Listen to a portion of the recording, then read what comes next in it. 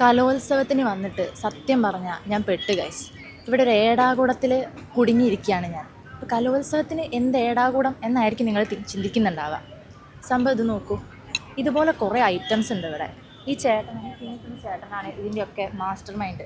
സംഭവം ഇതിനെപ്പറ്റി പറയുകയാണെങ്കിൽ ഈ 2 ആണികൾ ഇതിൻ്റെ അകത്ത് കയറ്റിയിരിക്കുന്നത് എങ്ങനെയാണെന്നാണ് മൂപ്പര് ചോദിക്കുന്നത്. ഞാൻ തലകുത്തി മറിഞ്ഞിട്ടും നടക്കുന്നില്ല. നമുക്ക് മൂപ്പരോട് തന്നെ ചോദിക്കാം, എന്താണ് ഇതിൻ്റെയൊക്കെ ടെക്നിക്ക്, എന്താണ് പരിപാടി, ഇത് ചാലഞ്ചാണോ അതോ മത്സരം എന്താണെന്ന് ചോദിക്കാം.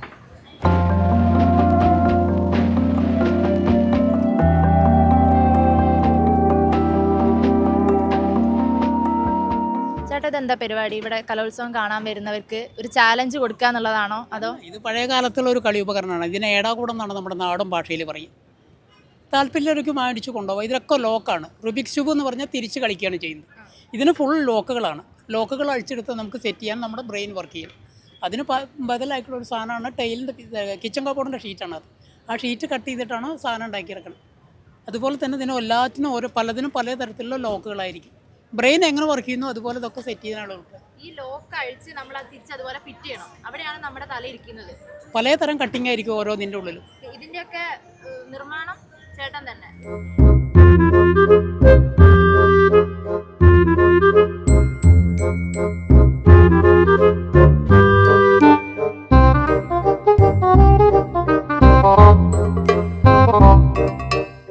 എന്ത് തോന്നുന്നു? ഒരു 2-3 മിനിറ്റ് ആയി. നടക്കൂല. ഒന്നുകൂടെ ചിന്തിച്ചോന്ന്, ഒന്ന് ഇരുത്തി ചിന്തിച്ചു നോക്ക്. അപ്പൊ ചേട്ടന്റെ ഒരു കല എന്നൊക്കെ പറഞ്ഞാല് നമ്മള് കൈയടിക്കണം.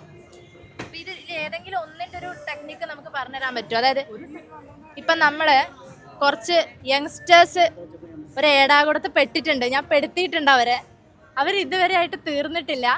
അപ്പോ എന്താണ് ഇപ്പത്തെ ഒരു അവസ്ഥ? തോന്നില്ല. അപ്പൊ ചേട്ടന്റെ മുന്നിൽ നമ്മൾ അടിയറവ് പറയാനുള്ളതാണോ? ഉറപ്പാ? ലാസ്റ്റ് ഫൈനൽ തീരുമാനമായി. അപ്പൊ നമുക്ക് ചേട്ടൻ്റെ അടുത്ത് ചോദിക്കാം. അതൊന്ന് ചെയ്ത് കാണിച്ചു തരുമോ ഞങ്ങക്ക്? ഈ 4 പീസസ് വെച്ചിട്ട് എം ഉണ്ടാക്കണം. ഇംഗ്ലീഷ് ലെറ്റർ എം ഉണ്ടാക്കണം എന്നാണ് നമ്മൾ കുറെ ശ്രമിച്ചു. ഞാൻ ശ്രമിച്ചു, ഇതാ അവരൊക്കെ ശ്രമിച്ചു, നടന്നില്ല.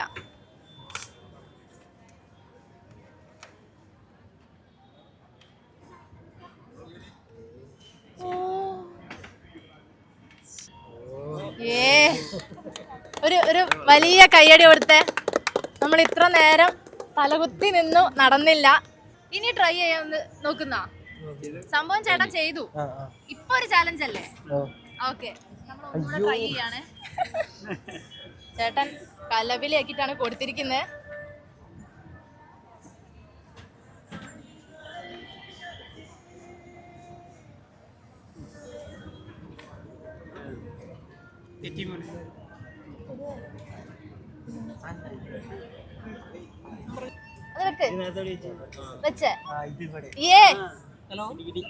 ചേട്ടാ, ഇതൊക്കെ അല്ലേ? അപ്പൊ കൈയടിച്ചേ. എന്താ പേരെന്തായിരുന്നു? വിവേക്. അപ്പം ചേട്ടാ ഞങ്ങൾ ചെയ്തു, ശരിയായി. സംഭവം നമ്മൾ പസിൽ ചെയ്തു. ചേട്ടനൊരു പ്രാവശ്യം കാണിച്ചു തന്നു. എന്നിട്ടാണ് നമ്മൾ ചെയ്തത്. യങ്സ്റ്റേഴ്സിനെ കൊണ്ട് നമ്മൾ ചെയ്യിപ്പിച്ചു. അപ്പം നമ്മൾ എന്തായാലും ചേട്ടൻ ഇത്രയും നേരം നമുക്ക് വേണ്ടി ടൈം സ്പെൻഡ് ചെയ്ത് അപ്പം നമ്മളത് വാങ്ങുകയാണ്. ഓക്കെ, ചേട്ടൻ തൃശ്ശൂർകാരനാണ്. ഇപ്പോൾ പൂരത്തിൻ്റെ നാട്ടിൽ ഇങ്ങനെ ഒരു ഏടാകൂടായിട്ട് ഉണ്ണിച്ചേട്ടൻ എത്തിയിട്ടുണ്ട്. അപ്പോൾ എല്ലാവരെയും ഒന്ന് കൺഫ്യൂസ് ചെയ്യിപ്പിച്ചുകൊണ്ടിരിക്കുകയാണ് ഉണ്ണിച്ചേട്ടൻ. എന്തായാലും താങ്ക് യു ചേട്ടാ. ഹോം അപ്ലയൻസ് വാങ്ങാൻ ഒരിടത്ത്, ക്രോക്കറി വാങ്ങാൻ വേറൊരിടത്ത്, ഗാഡ്ജറ്റ്സ് വാങ്ങാൻ വേറെ എവിടെയോ ഒരിടത്ത്. അതെ, എന്തിനെങ്ങനെ പലയിടത്തും ഓടണം? മൈജി ഫ്യൂച്ചർ ഉണ്ടല്ലോ. മൊബൈൽ ഫോൺ മുതൽ ഹോം അപ്ലയൻസസ് വരെ എല്ലാം ഒരിടത്ത്. ഏറ്റവും കുറഞ്ഞ EMI. അങ്ങനെയാണെങ്കിൽ ഏറ്റവും കുറഞ്ഞ വില. എന്നാ ഏറ്റവും കൂടുതൽ ഓഫറുകൾ. MyG future. Experience the next. MyG ആണ് ഫ്യൂച്ചർ.